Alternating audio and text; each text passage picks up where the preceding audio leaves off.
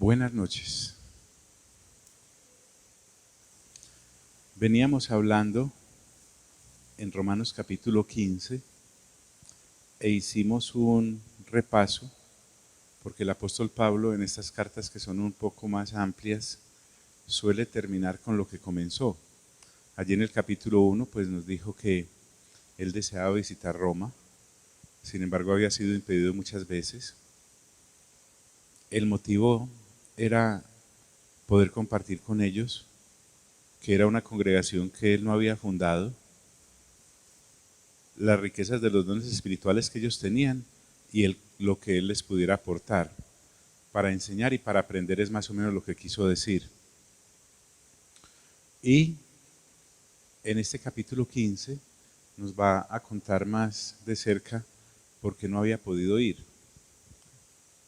Pablo es una persona muy interesante en el sentido de que, siendo él el que escribe que nuestra lucha no es contra sangre y carne, sino contra principados y potestades y gobernadores de las tinieblas de este siglo, no le echa la culpa de todo al diablo en cuanto a inconvenientes se refiere.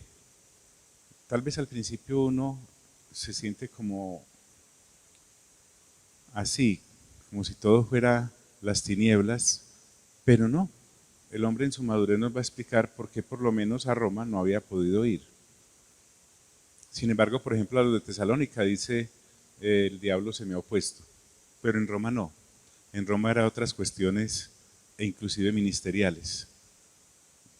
Es bueno aprender eso, de que lo que nos ocurre no siempre es porque las tinieblas se nos oponen. Tampoco somos tan exclusivos. Dice el versículo 18, donde más o menos íbamos.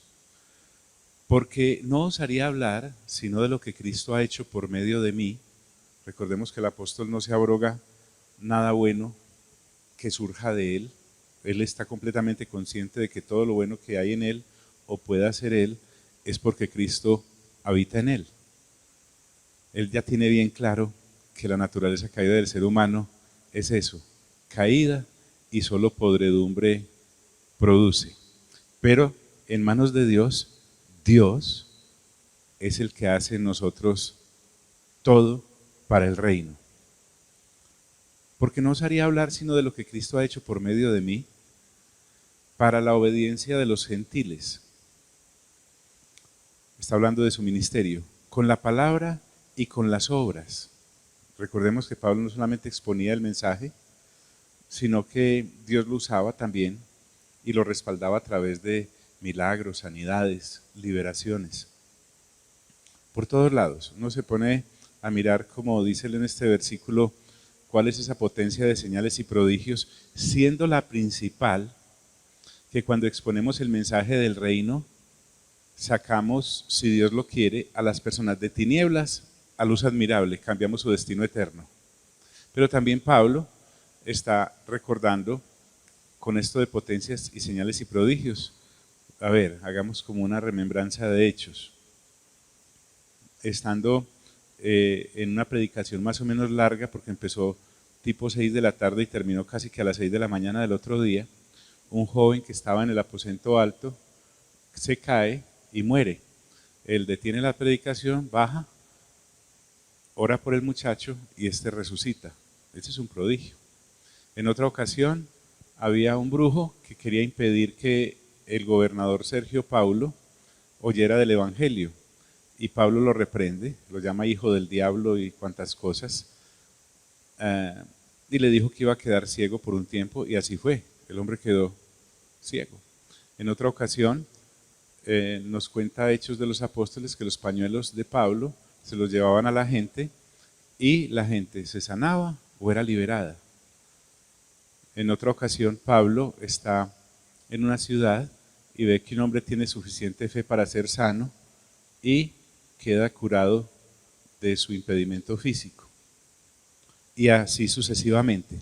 Pero vuelvo y hago énfasis, la principal potencia y señal es la que ocasionamos en las personas cuando el Espíritu Santo lo permite para cambiar su destino eterno. Es decir, de tinieblas y de la potestad del diablo a la luz, al reino de Dios. Porque en últimas, ¿de qué nos podemos nosotros alardear si una persona se sana porque oramos por ella pero no acepta el Evangelio? Si una persona es liberada de demonios pero al fin no acepta la palabra de Dios. O si se resucita, porque hay resurrecciones y al fin y al cabo no se convierte a la palabra del Señor. Pablo está hablando de esto en cuanto a su ministerio se refiere. Y dice, con potencia de señales y prodigios en el poder del Espíritu de Dios. ¿Te das cuenta? El apóstol no se queda con nada. Porque uno siempre tiene por allá ese gusanito del ánimo del reconocimiento. Como hablábamos ahorita tal vez, como usted no sabe quién soy yo. Como que no se imagina. De manera, y aquí podemos comenzar, que desde Jerusalén, porque Pablo cumplió muy bien su comisión en el sentido de predicar. Hacíamos referencia a Hechos 1:8, en donde el Señor Jesús le dice a los discípulos que no se vayan de Jerusalén hasta que sean llenos del poder del Espíritu Santo para que le sean testigos ahí en Jerusalén, en Judea, en Samaria y hasta lo último de la tierra. El apóstol hace ese recorrido geográfico, no se quedó pensando que viajaba, él viajaba. No se quedó pensando en que salía, él salía. De manera que desde Jerusalén, donde fue el origen de la iglesia apostólica, y por los alrededores hasta Ilírico, vuelvo y digo, cumpliendo lo que Hechos 1:8 nos comisiona a todos. Ilírico ya vimos que en geografía era el extremo más occidental de la costa oriental del mar Adriático. Entonces, eso era lejos de Jerusalén. ¿Y qué hizo Pablo cuando fue por esos alrededores desde Jerusalén hasta Ilírico? Dice, todo lo he llenado del Evangelio de Cristo. Pablo era cristotemático. Él no le daba cuerda a otro tema que no fuera Cristo Jesús, lo que el Padre había depositado en Cristo Jesús como gracia para la humanidad y el privilegio que el ser humano tiene de que Dios se ocupe de él en la reconciliación que se nos da en Cristo Jesús. Pero cuando dice todo lo he llenado del Evangelio de Cristo, también está diciendo di a conocer a Dios. No fui a promulgar mis caprichos religiosos o la corriente paulina, para nada. El Evangelio puro es lo que Pablo entregó a cualquier lugar donde fuese. Todo lo he llenado del Evangelio de Cristo. Pero también el Evangelio implica esforzarse. Cuando uno lee 2 Corintios 11 del 23 al 33, Pablo nos habla de que aguantó hambre. Pablo nos habla de que estuvo en ayunos. Pablo nos habla de que estuvo en naufragios. Pablo nos habla de que fue golpeado no solamente de los romanos que castigaban de manera terrible, sino también de los judíos que no se quedaban atrás. Pablo habla de que estuvo en peligro entre falsos hermanos, porque no crea, en este caminar hay gente que es falsa, es decir, no ha nacido de nuevo, tienen una agenda oculta y fingen ser hermanos. Pablo estuvo en peligro de falsos hermanos. Esto es impresionante. Pablo también habla de que en cierta ocasión tuvo que ser descolgado por una ventana porque un funcionario del gobernador quería matarlo. Pablo habla de que estuvo en peligro de ladrones, o sea que lo atracaron. Pablo habla de aguantar hambre y desnudez. Si usted le saca un poquito de tiempo a leer ese 2 Corintios 11 del 23 al 33, uno queda asombrado de cómo en la actualidad puede haber gente que venda un evangelio sin sufrimiento. Pero lo más triste es que haya gente que lo compre. No sé cuál de las dos cosas son más. Ahí se cumple el dicho, ¿cierto? Que Dios los hace y las circunstancias los juntan. Dice, y de esta manera me esforcé a predicar el Evangelio. O sea, él de manera consciente entendía que predicar el Evangelio era un riesgo en todos los sentidos, pero era un privilegio desde el punto de vista de Dios. Y de esta manera me esforcé a predicar el Evangelio. Y aquí viene un principio bien interesante que algunas personas deberíamos detenernos a ver en qué consiste eso. Dice, no donde Cristo ya hubiese sido nombrado. O sea, Pablo iba a regiones y a lugares en donde el Evangelio todavía no había llegado.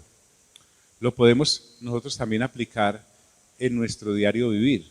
Pues no tenemos necesidad de irnos a Ilírico o recorrer el país, pero en nuestra rutina diaria nos podemos encontrar con personas que ya son creyentes.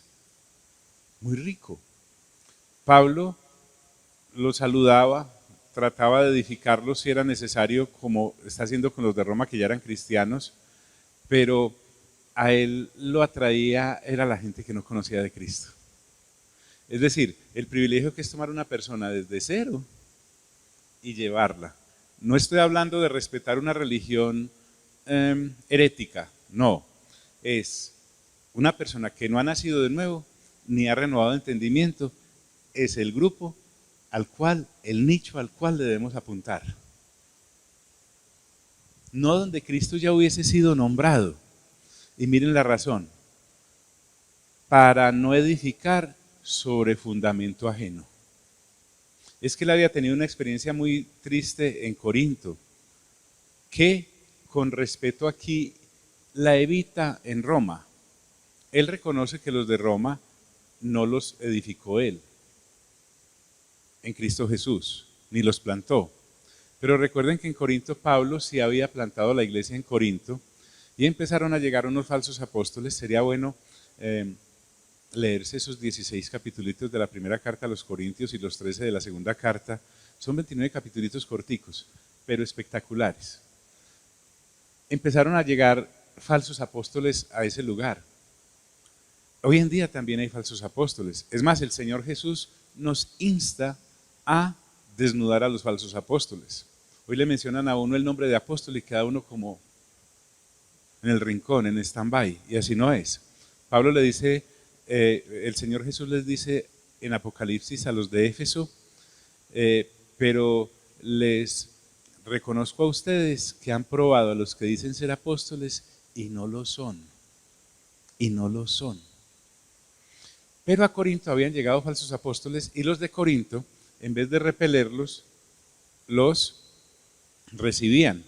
Era gente que venía a edificar sobre fundamento ajeno y no para decir que como Apolos regó lo que Pablo había sembrado, no, sino que querían era robarse la grey para ellos y alimentar sus vientres, como dice también Pablo en Filipenses, que hay ministros del vientre, ¿cierto? Entonces, además les cobraban a los de Corinto sabiendo que el evangelio es gratis.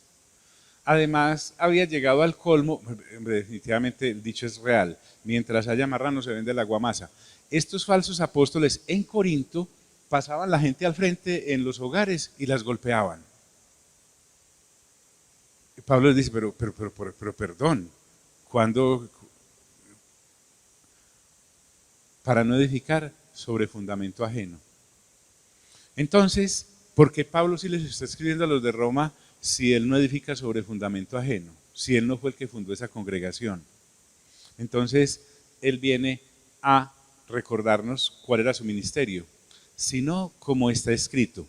Recuerden que este pasaje está en un contexto en el cual el apóstol nos ha abierto la puerta a los gentiles, al evangelio, y nos dio una serie de pasajes en el Antiguo Testamento mostrándonos cómo estábamos incluidos en versículos de la palabra de Dios en el Antiguo Testamento. Porque recuerden que a los judíos el evangelio les llegó por justicia y verdad, porque Dios le había hecho la promesa a los patriarcas de que en su descendencia y además a ellos como pueblo les llegaría el Mesías.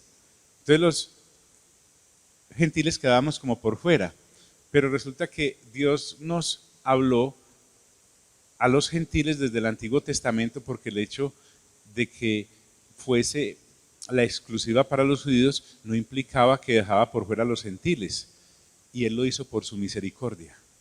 Porque nosotros, sin tener patriarcas, sin tener la ley, sin tener tabernáculo, sin tener tribus, Dios decide por misericordia incluirnos en la predicación del Evangelio para ser salvos y reconciliados con Él.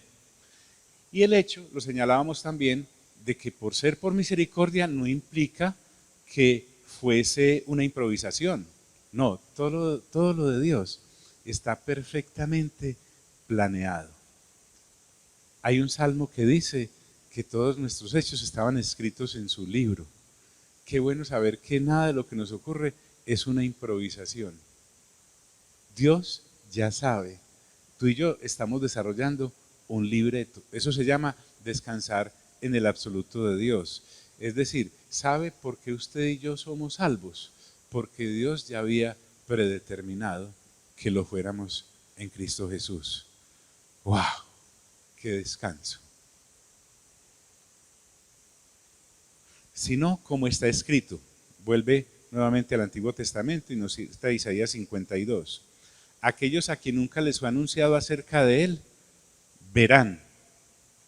Es decir, a los gentiles de los textos bíblicos ya citados, puede repasarlos retrocediendo. Y los que nunca han oído de él, entenderán. Entonces, mire usted, el Evangelio está concentrado en Jerusalén. Pedro, Juan, Jacobo, los otros apóstoles. Y entonces Saulo viene y provoca una persecución. A raíz de esa persecución provocada desde la muerte de Esteban,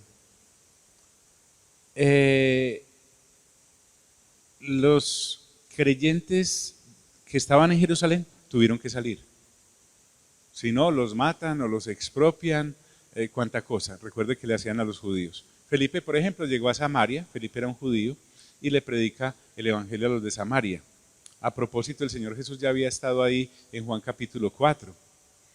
Otros creyentes llegan a Antioquía y en Antioquía se atreven a hablarle el evangelio a gente que no era judía. Es más, en Antioquía fue el primer lugar a donde los creyentes se les llamó cristianos.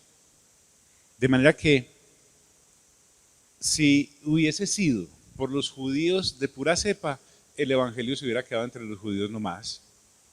Pero resulta que a Dios se le antojó de que fuera todas las naciones, y por eso usted y yo estamos incluidos el día de hoy. Y los que nunca han oído de él entenderán. Y aquí entra a explicar por qué no había ido a Roma. Vuelvo y te digo, Pablo a estas alturas ya es un creyente maduro que sabe cuál es el lugar que ocupa el diablo en esta geografía bíblica y de fe. No le echa todo la culpa a él. A veces pienso que los vacíos de nuestra ignorancia los llenamos con supuestos ataques de las tinieblas. O justificamos obras de nuestra carne y pecados que cometemos pensando que el diablo pues tiene como único objetivo este fulanito de tal con cédula tal. No es así. Ahora Pablo me va a explicar por qué no había ido a predicar todavía a Roma. Mejor dicho, ya me la explicó. Porque tenía que predicarle a los gentiles donde no hubiera sido nombrado Cristo. A los gentiles de Roma ya se les había predicado y lo habían hecho otros miembros del cuerpo de Cristo. Y entonces por eso dice, por esta causa me he visto impedido muchas veces de ir a vosotros. Es decir, no he ido por predicar el evangelio en estas vastas regiones de gentiles a los cuales nadie iría, porque a propósito, si yo lo vemos, entre los compatriotas judíos, les era muy difícil soltarnos el pedacito del evangelio, pues. Cuando Pablo está en Galacia, todavía hay judíos que vienen desde Jerusalén a decirle a los gentiles que tienen que circuncidar, torciéndoles la doctrina. Cuando Pablo ve esto, tiene que reprender a Pedro y a una Bernabé que fingieron que no se juntaban con los gentiles cuando vinieron otros de Jerusalén. Es más, tienen que ir a Jerusalén para aclarar ese problema doctrinal, porque querían era judaizar a los gentiles. Y la misma iglesia en Jerusalén se tuvo que dar a través de un comunicado diciendo: no, los gentiles no tienen necesidad de circuncidarse, pero por favor, con creer en Cristo Jesús ya se es salvo. Cuando él dice entonces: por esta causa me he visto impedido muchas veces de ir a vosotros, está recordándonos que estaba ocupado en edificar a los de esos campos donde Cristo no había sido predicado, para ayudarles a ver y a entender la obra de Dios. Y miren qué bonito, qué intimidad la de esta carta. Pero ahora, no teniendo más campo en estas regiones y deseando desde hace muchos años ir a vosotros. Es decir, Pablo le había llegado el momento de poder ir a los de Roma para compartir con ellos algún conocimiento espiritual en Cristo Jesús. La labor es una labor titánica. Cuando uno se pone a ver el diagrama que hacen de las regiones que Pablo tocó en su primero, segundo y tercer viaje misionero, era de verdad una labor paquidérmica. Y no solamente la hizo él, sino que Dios le proveyó un gran grupo de personas, va a hacer mención de algunos de ellos todavía en el capítulo 16, para poderles llevar el evangelio a otros. En cada generación, no sé si llamarlo así, pero sí, hay un grupo de locos por Cristo que deciden bajarse de la rueda hámster del sistema caído del mundo y llevar el evangelio de Jesucristo a esa generación, no teniendo más campo en estas regiones. Pablo y sus colaboradores habían completado bien el mensaje, el hecho de llevar el mensaje del evangelio. Ya habían levantado ancianos, ya habían levantado líderes, ya habían levantado congregaciones, etc. Pero es interesante que uno no es edificado de la noche a la mañana. La labor para moldear el carácter de Cristo en un creyente es de años. Por eso Pablo dice acá: y deseando desde hace muchos años ir a vosotros. Es una labor de años. Usted y yo no somos creyentes maduros con mente renovada por generación espontánea. Además es una ardua labor.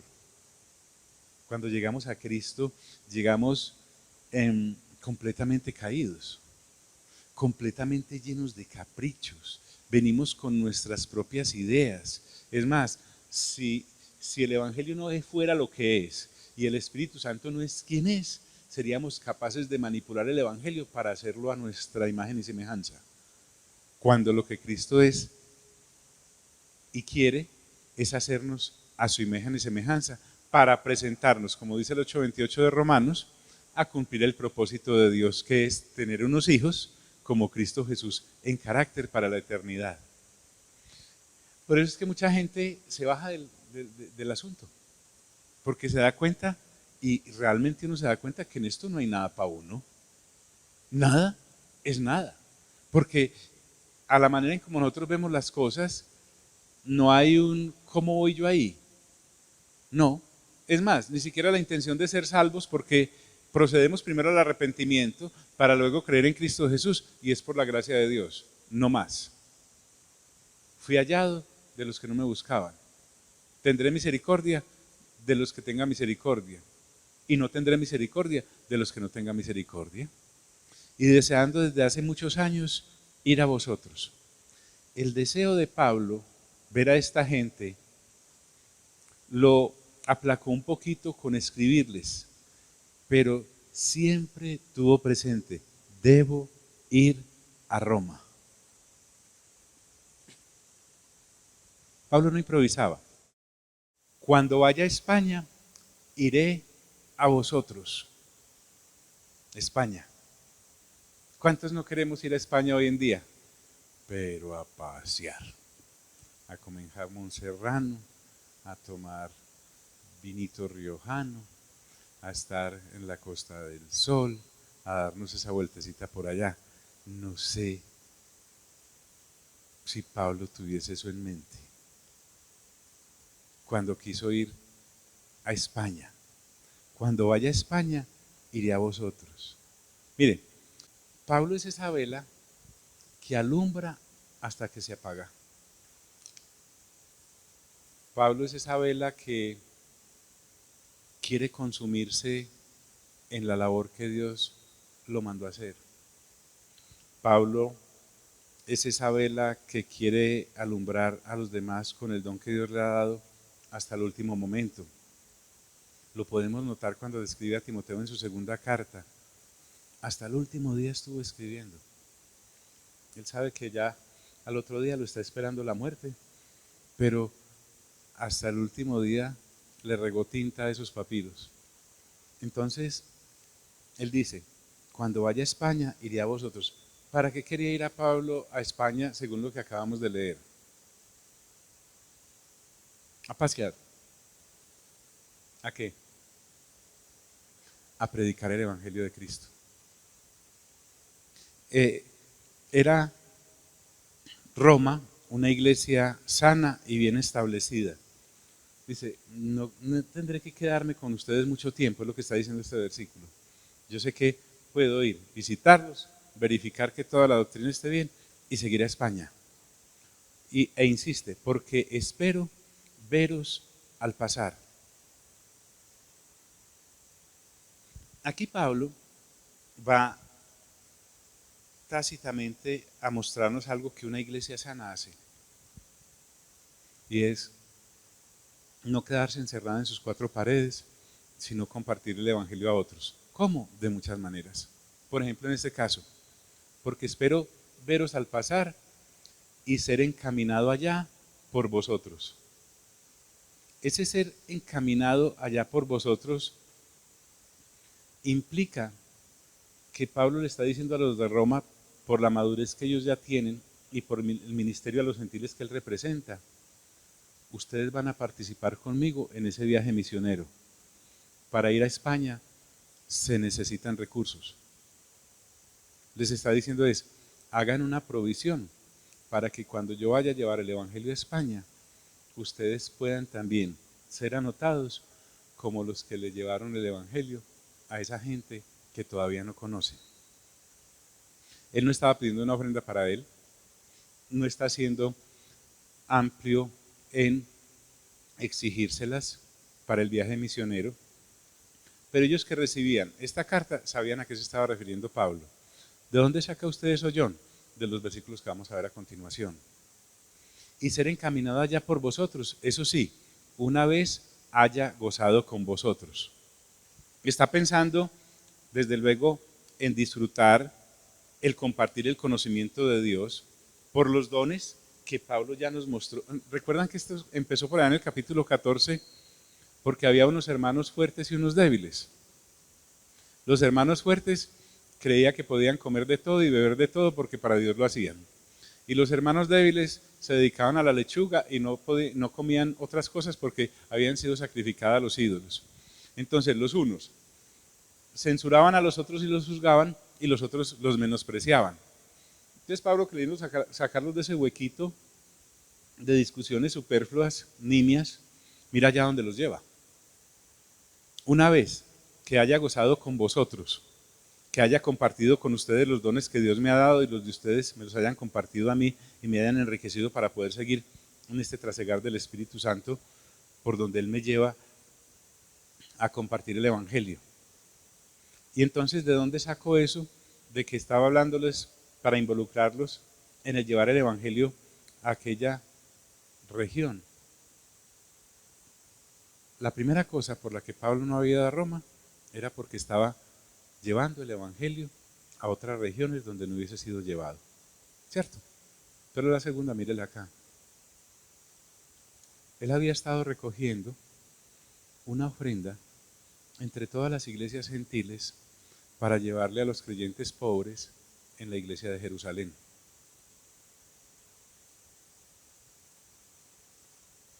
Mas ahora voy a Jerusalén para ministrar a los santos.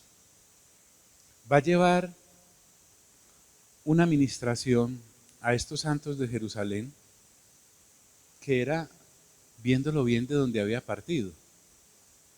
¿Recuerdas allá en Hechos 9? Él va con cartas de los sacerdotes para perseguir a los cristianos. La voz le habla, la luz lo derriba.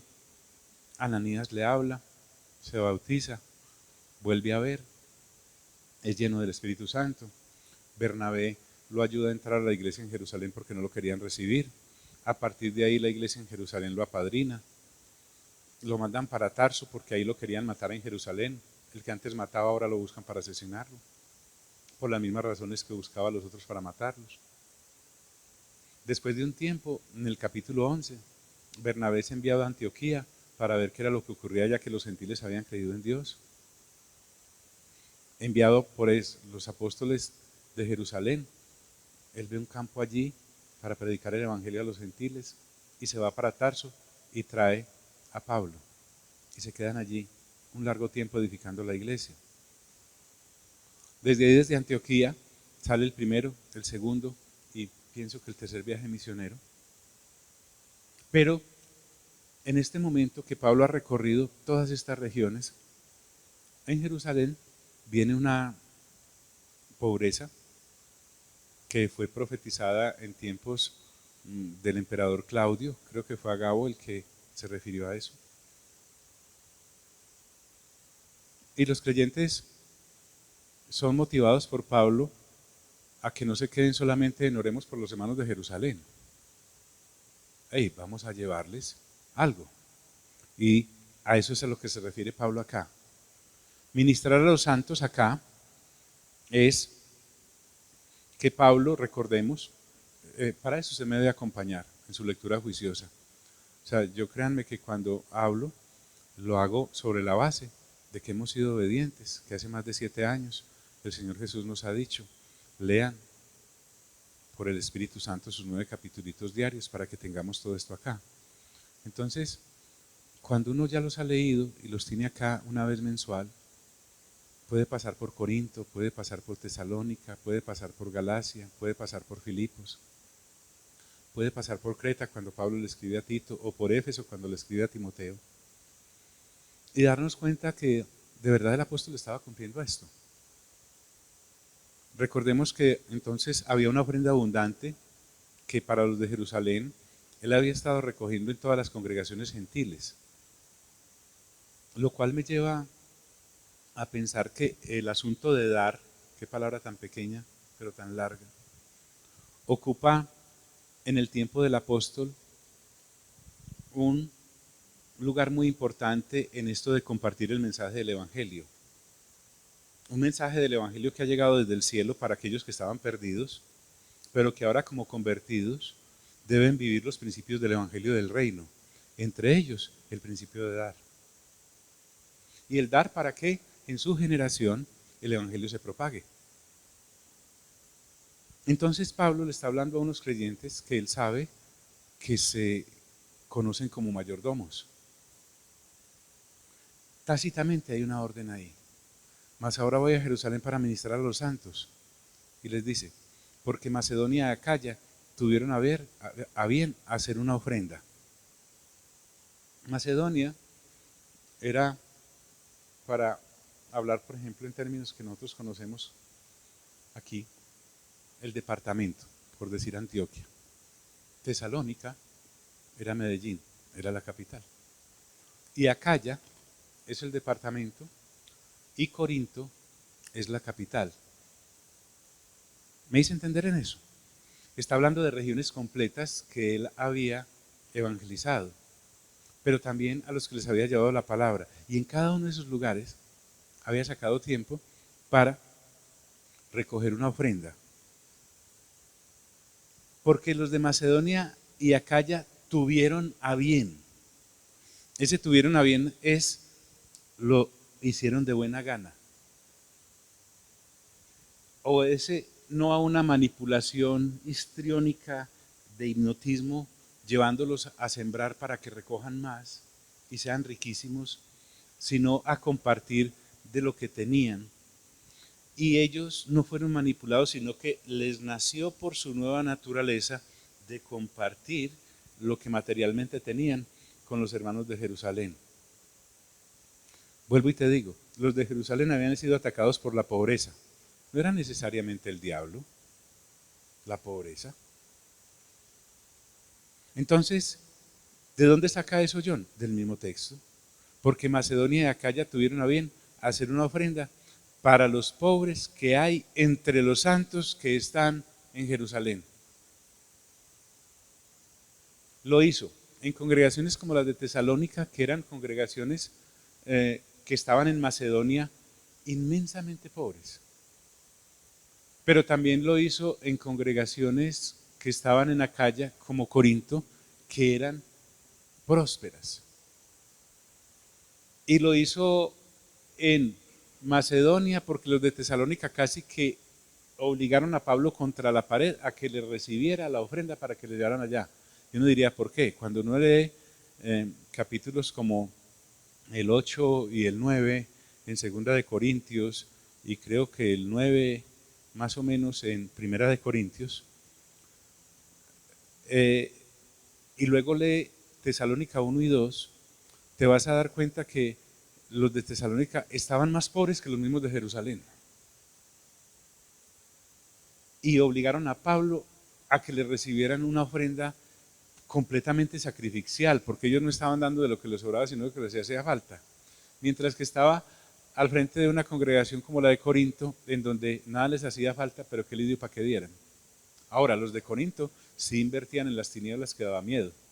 Recuerden, algunos de ellos todavía eran borrachos, algunos de ellos todavía iban desde las prostitutas, algunos de ellos todavía tumbaban a los, negocios, a los hermanos en negocios, algunos de ellos se demoró casi 2 años en sacarles una ofrenda a Pablo, a los de Corinto, para los de Jerusalén. Es más, y para él nunca recibió nada en Corinto porque, como escribe a los de Corinto, en un acto de rabia porque se la sacaron, despojó a otras congregaciones para poderle predicar a ellos. Los de Filipo, inclusive, usted puede leer en el Evangelio, en la carta a los Filipenses en el capítulo 4, cómo Pablo le reconoce. He despojado, les dice a los corintios, a otras iglesias para predicar el Evangelio a ustedes. Pero en fin, de todo eso y de esa experiencia salió una gran ofrenda. Ahí uno puede pensar, con razón los atracadores iban detrás de Pablo. Estaba administrando una ofrenda para llegar a Jerusalén. El tipo lo veían. ¡Ja! Para los pobres que hay entre los santos que están en Jerusalén. Yo quisiera ver a los que predican el maldito evangelio de la prosperidad, a ver qué hacen con este versículo. Se lo deben entregar enterito. Para los pobres que hay entre los santos que están en Jerusalén. Ahora, hay un motivo. El motivo de los creyentes en Macedonia y Acaya para darle a los pobres de Jerusalén no era ser las personas más ricas del planeta porque como Dios los iba a premiar por haber dado. No, miren por qué. Pues les pareció bueno y son deudores a ellos. ¿Cómo así? ¿Por qué los de Tesalónica y los de Corinto, para hablar solo de ellos, se evaluaron detenidamente y fueron motivados a ofrendarle a los de Jerusalén porque ellos mismos se consideraron que tenían una deuda con los de Jerusalén?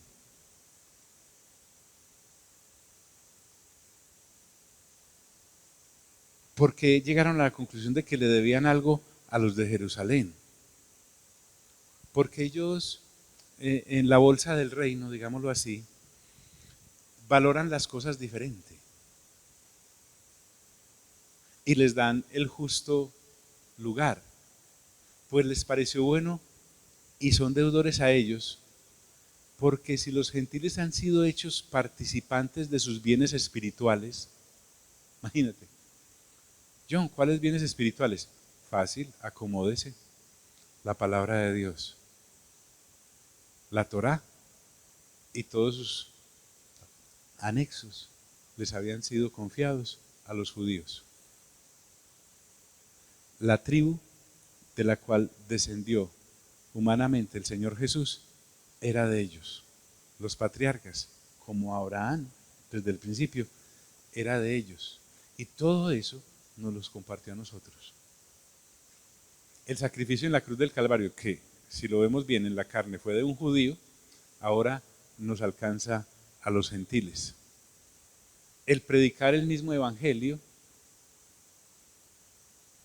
ahora se lo comparten a los gentiles. Entonces nos dice, han sido hechos, bueno, él nos incluye porque Pablo es judío, pero nosotros sí nos podemos incluir. Porque si nosotros los gentiles hemos sido hechos participantes de sus bienes espirituales, recordemos, a ellos les llegó el evangelio por derecho, a nosotros por misericordia. Pero así haya sido por misericordia, los primeros en predicar el evangelio a los gentiles fueron los mismos judíos. Por eso los gentiles ya maduros, y a pesar de las circunstancias que estaban viviendo en Tesalónica o la abundancia que estaban viviendo en Acaya, dijeron, no, pero viéndolo bien, nosotros les debemos a esa gente, a los hermanos en Cristo que hay allá, les debemos no solamente esta vida, les debemos también la otra. Y entonces dijeron, ¿y cómo les vamos a colaborar? Porque si los gentiles han sido hechos participantes de sus bienes espirituales, deben también ellos ministrarles los materiales. Los no judíos, que estaban bien financieramente, o que a pesar de no estar bien, querían colaborar, querían enviarle un servicio a aquellos de los cuales habían recibido el evangelio. Sí, Pablo es claro que los bienes espirituales que son del reino llegaron de parte de los judíos a los gentiles, pero también es claro que en el reino hay unos bienes que se llaman bienes materiales, y por eso dice, deben también ellos ministrarles de los materiales, de los bienes de ese tiempo. Allá se tasaban en denarios y en sestercios y en haces, pues no es sino trasladar la misma cosa acá. Por esas dos cosas Pablo todavía no había ido a Roma. La primera, llevar el evangelio a donde no había sido predicado. Y la segunda, porque tenía que ir a Jerusalén a entregarles este fruto de la administración de los gentiles a los santos de Jerusalén. Y mire que no deja la cosa ahí. Así que cuando haya concluido esto y les haya entregado este fruto, cuando haya concluido ¿qué? Pues la colecta, porque además de Pablo motivar a los creyentes gentiles a dar, también la fue a recolectar. Y lo hizo de una manera súper transparente.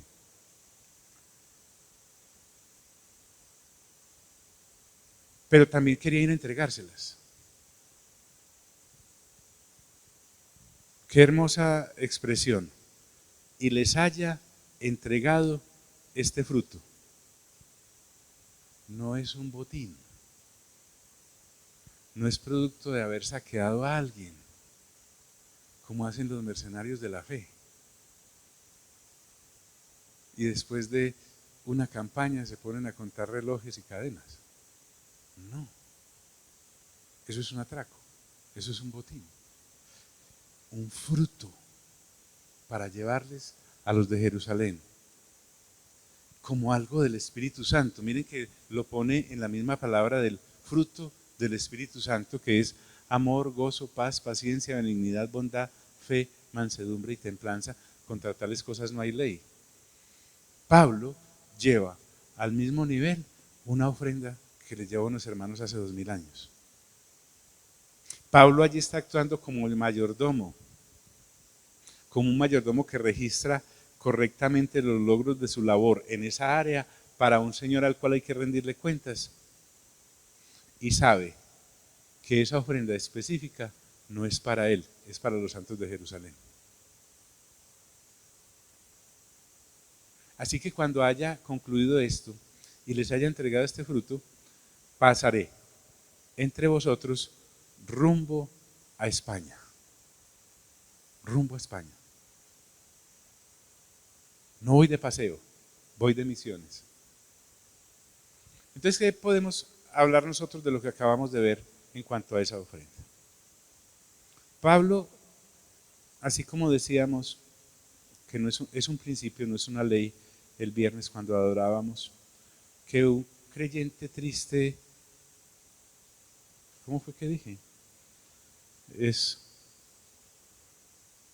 no es compatible, ¿cierto?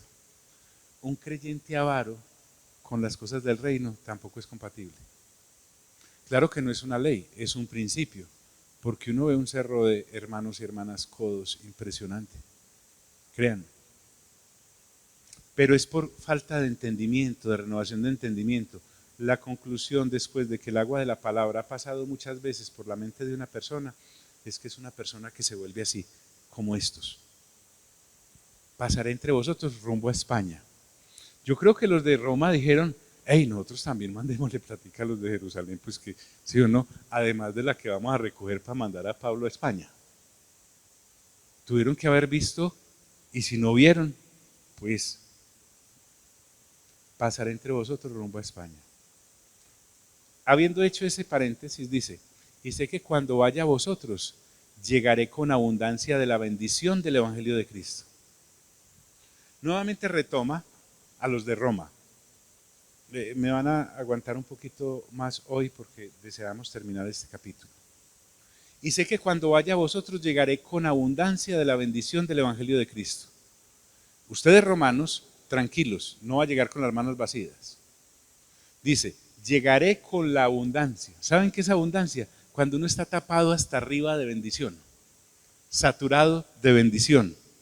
¿Qué les voy a llevar? No les voy a llevar riquezas materiales como las que estoy administrando para llevarlas de Jerusalén, les voy a llevar riquezas espirituales que administramos los judíos, cristianos, desde luego. Llegaré con la abundancia de la bendición del Evangelio de Cristo. En el caso de los romanos, vuelvo y te digo, no iban a recibir dinero de parte de Pablo como si los de Jerusalén iban a recibir dinero de parte de Pablo recogido en las congregaciones gentiles. Él les iba a llevar algo más sublime, las riquezas del Evangelio de Cristo.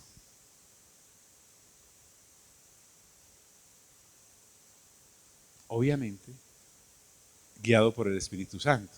El Espíritu Santo ha sido mencionado en este capítulo muchas veces. Pero ruego, hay otra preocupación en el corazón del apóstol. ¿Sabe que se necesita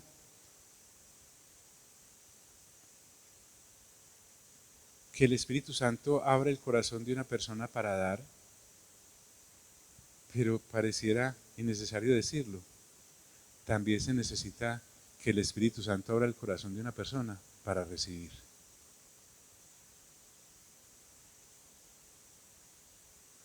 Pablo lo dice, es más bienaventurado dar que recibir.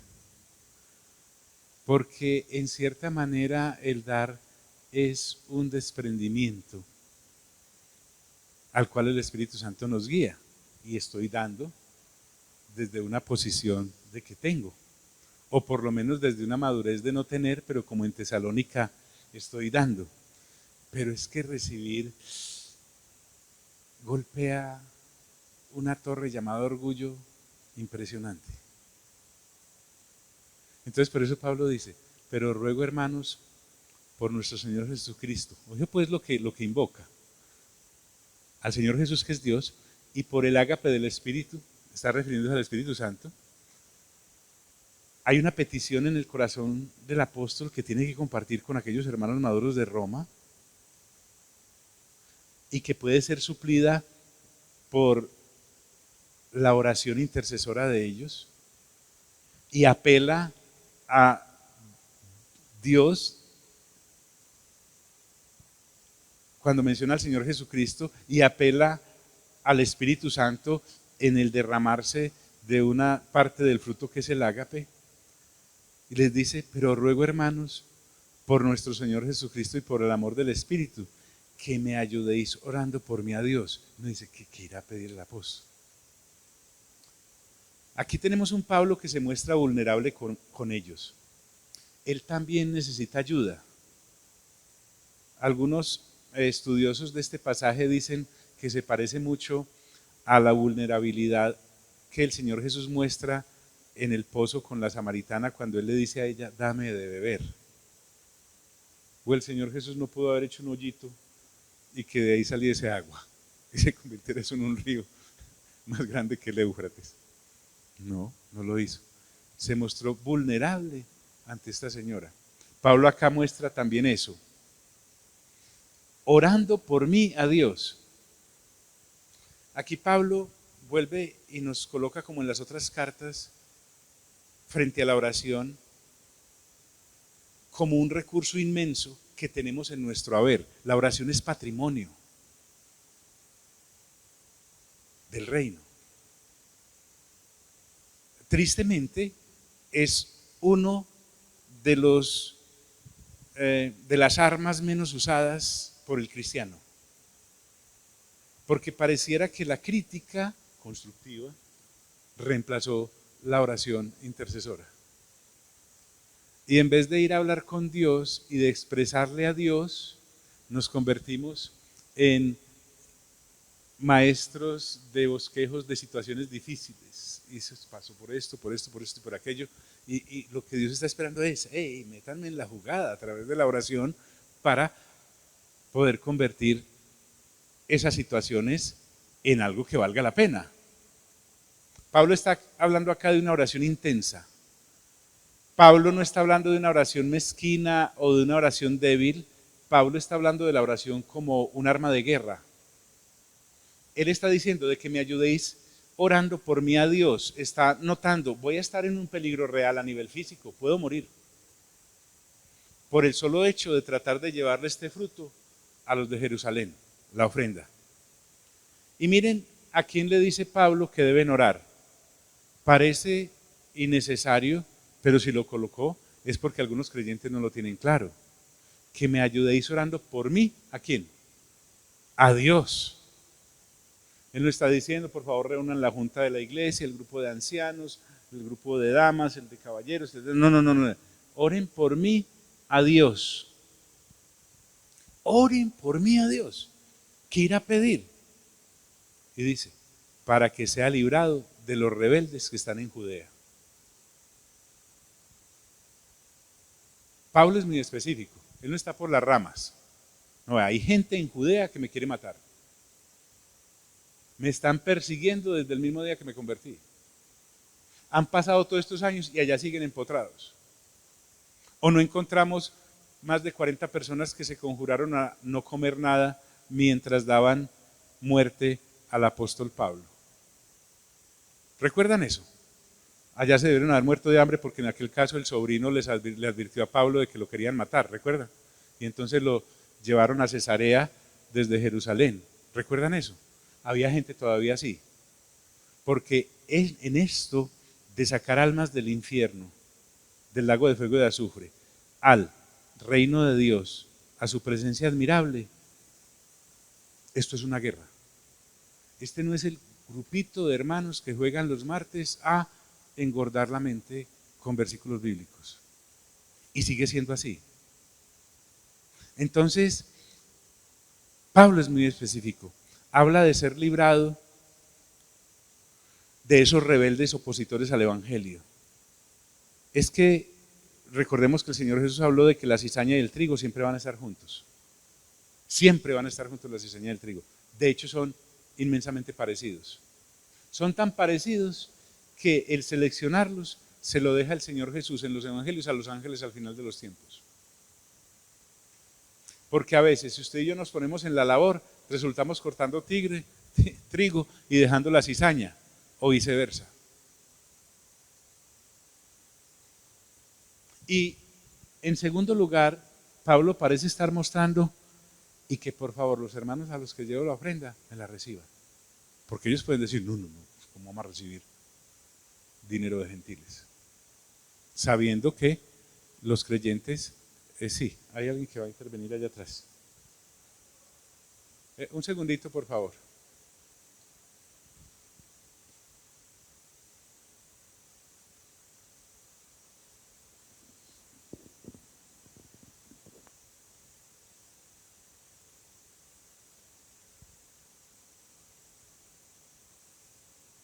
Es que ustedes no se alcanzan a imaginar lo que sus preguntas enriquecen o sus aportes enriquecen.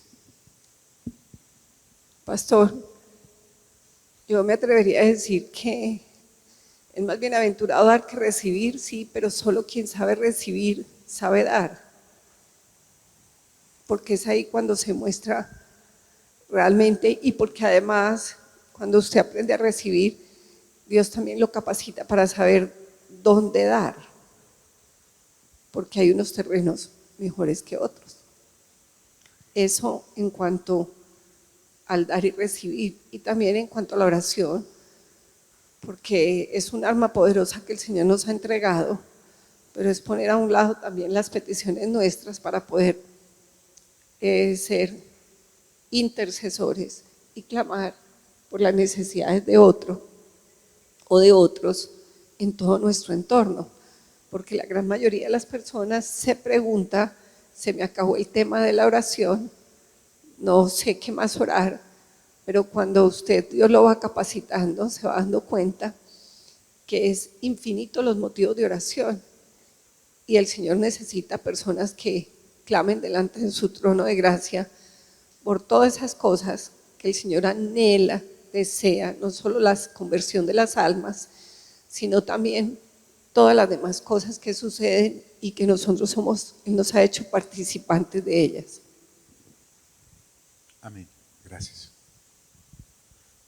Para que sea librado de los rebeldes que están en Judea. Y, dice Pablo, que la ofrenda de mi servicio a los santos en Jerusalén sea acepta. Es que él fue un diligente recolector de esa ofrenda. Y mire en la decencia, no dice a los hermanos que por malos administrados. No, no, no. Saben, hay gente tan, bien dice Tito, no recuerdo bien el versículo, está en el capítulo 1, quizás el versículo 15, no lo recuerdo bien, pero dice más o menos esto, que para los impuros hasta lo puro es impuro. Vuelven las cosas puras inmundas. Entonces, se corre el rumor desde hace 2000 años de que los creyentes en Jerusalén entraron en bancarrota por haber hecho aquello de que pusieron todas las cosas en común entre ellos y se dieron los unos a los otros y los otros vendían y se colaboraban, etc. Nada tiene que ver eso. Porque para no dar disculpas hay, y para dar ocasiones siempre habrá. Y volvemos al punto de por qué no pasamos la bolsa de las ofrendas ya acá. ¿Por qué? Porque llegamos a la conclusión de que el que va a ofrendar y a diezmar lo hace sin que la bolsa pase. Y el que no va a diezmar ni a ofrendar no lo hace aunque la bolsa pase. Entonces nos colocamos en manos de Dios. Y en eso consiste la cosa. Y que la ofrenda de mi servicio, porque él fue muy diligente, repito, al recolectarla, a los santos en Jerusalén, no los bajó a otro nivel por el solo hecho de estar pasando por las perdedoras, se acepta, desde luego por Dios, porque estaba haciendo las cosas para Dios, y después que ellos la recibieran bien. Para que con gozo llegue a vosotros por la voluntad de Dios. Mire que se repite. El gozo es manifestación del fruto del Espíritu Santo, allí es el ágape. Y les dice a los de Roma, para que con gozo llegue a vosotros por la voluntad de Dios. Primero la ofrenda en Jerusalén, luego ustedes, luego España. Eso lo podemos traducir eso por la voluntad de Dios cuando usted y yo decimos todos los días, si Dios quiere, si Dios quiere. Y está en voz de un apóstol. No es alguien que dice, no, pues yo ya soy cinturón negro, quinto dan en esto, puedo obviarlo de... No, no, él seguía diciendo, si Dios quiere, si la voluntad de Dios así lo permite. Y dice, y que sea recreado juntamente con vosotros. Usted y yo podemos ver, hay un proverbio que dice, el hombre propone y Dios dispone. Pablo quería ir ¿a dónde? A Roma. Y fue, pero al modo de Dios. Cuando él llegó con esta ofrenda, allá en Hechos capítulo 21, usted léalo por favor en casa, sáquele el tiempo, del 20 al 34, él llegó, lo recibieron los hermanos en Jerusalén, entre ellos Jacobo, el hermano del Señor Jesús, y pues todos los otros, ahí estaba Juan también. Resulta que de Pablo habían estado diciendo los judíos cizañosos esos, que era alguien que hablaba mal de la ley de Moisés y hablaba mal del templo de Jerusalén. Para acallar esos rumores, los hermanos de Jerusalén le aconsejaron que por qué no participaba en un voto que habían hecho unos fulanos en el templo. Y él se metió allá. Estando allá, lo acusaron de haber metido al templo a un gentil. No porque lo vieron, sino porque como lo vieron en las plazas, creyeron que allá lo tenía metido. Es que ir al templo de Jerusalén no era 3 o 4, eso eran cientos de personas. A raíz de eso, Pablo inicia un periplo penal, porque es arrestado, ya de ahí no vuelve a salir. Cuando lo quieren asesinar, es trasladado a Cesarea, y desde Cesarea fue a Pela, porque lo querían matar después de 2 años de estar allí en prisión, y va a Roma como prisionero. O sea, Pablo sí fue a Roma, pero como prisionero. Pablo sí fue a Roma, pero en un cómodo viaje misionero. Fue preso, encadenado, lo tenía un centurión llamado Julio, lo trataba muy bien, pero de todas formas preso es preso. La embarcación dura 14 días en una tormenta impresionante.